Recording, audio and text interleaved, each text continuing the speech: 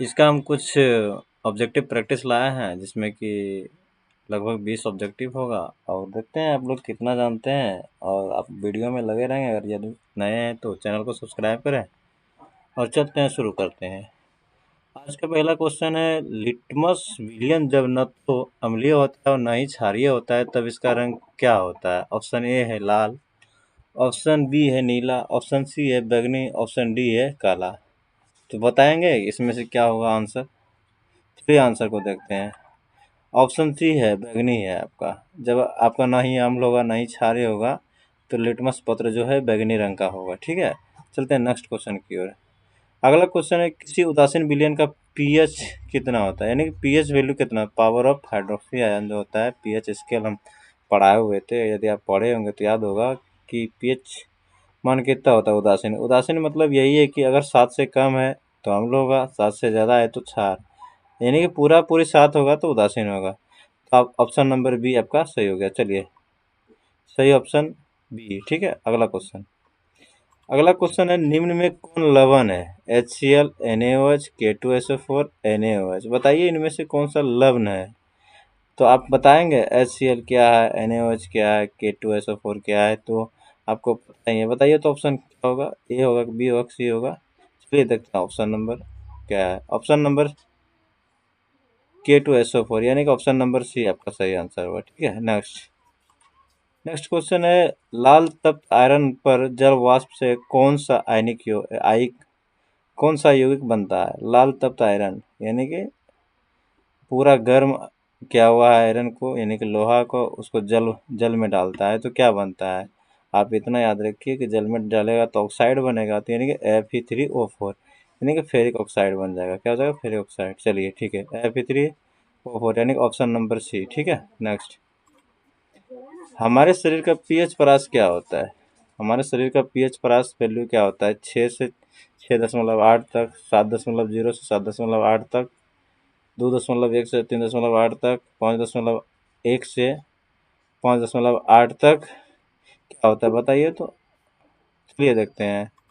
Option number B हो गया, 7.0 से लेकर 7.8 तक। ठीक है, नेक्स्ट क्वेश्चन,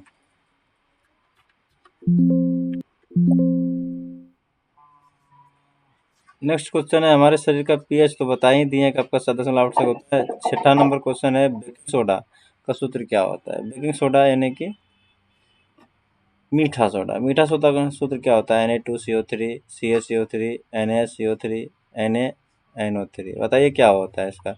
इसका आंसर जो है आपका NaHCO3। सी नंबर है ऑप्शन।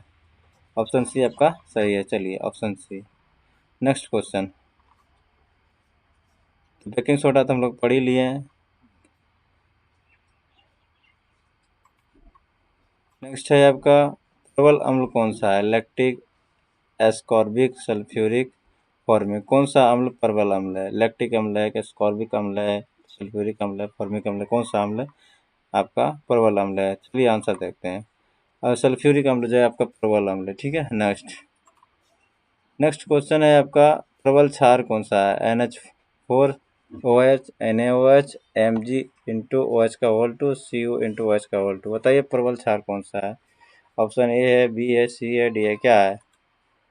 ऑप्शन सी आपका ऑप्शन बी NaOH है, यानी कि NaOH। ऑप्शन बी आपका सही आंसर है। चलिए 9 नंबर क्वेश्चन देखते हैं। सभी अम्लों में क्या पाया जाता है? ऑक्सीजन पाया जाता है, option A. Option B hydrogen, option C calcium, option D nitrogen. यानी सभी में आप इतना याद रखिए हाइड्रोजन पाया जाता है। ठीक है, ऑप्शन आपका हो गया बी। ठीक है, नेक्स्ट,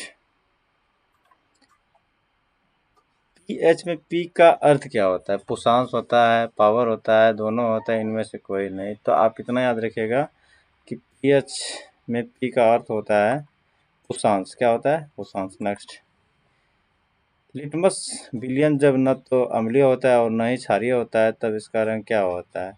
न ही अम्ल होगा, न ही क्षार होगा तो क्या होगा? लाल होगा, नीला होगा, बैंगनी होगा, काला होगा? तो इसका ऑप्शन सी हो जाएगा, बैंगनी होगा। ठीक है, चलिए नेक्स्ट चलते हैं।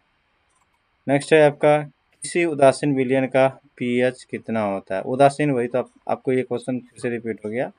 उदासीन का कितना होता है? उदासीन का 7 होता है। ठीक है, राशिन का कितना होता है 7। नेक्स्ट, निम्न में से कौन सा लवन है, ये तो आपको बता ही दिया। चलिए ठीक है, आज के लिए इतना ही। Thank you for watching. ये कौन सा है, निम्न में से कौन सा लवन है, तो लवन में तो आपका हो जाएगा K2SO4। K2SO4 लवन है। ठीक है, thank you for this watching.